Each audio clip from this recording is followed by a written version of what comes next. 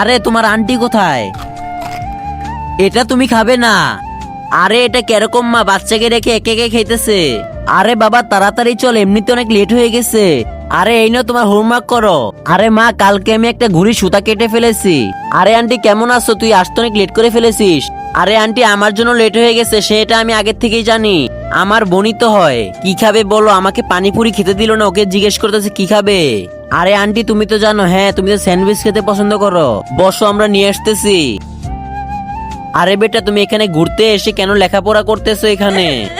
আরে বেটা তুমি কান্না করতেছো কেন? দাঁড়া তোমার আম্মুকে ডাকতেছি। আরে আন্টি তুমি জানো আমার আম্মু অনেক খারাপ, আমার থেকে ভাইয়াকে বেশি ভালোবাসে, আর আমাকে কিছু খেতেও দেয় না।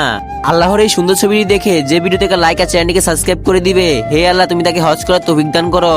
আরে তুমি খাবে না? ধন্যবাদ ভাইয়া। আরে আম্মু আমাকে দিয়ে ঘর মুছায়, ফ্লোরও মুছায়।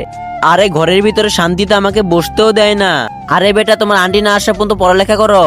কি এত ঠান্ডা পড়েছে তারপর আমাকে একটা সোয়েটারও দেয় না? আরে এটা কিভাবে হতে পারে? মা তোমার নামে মিথ্যা কথা বলে? দাঁড়া বাবা, আন্টি এটা করতে পারে না, আমার থেকে বেশি জানো। আরে করতেই পারে, তুমি তো তার আপন মেয়ে না, সৎ মেয়ে।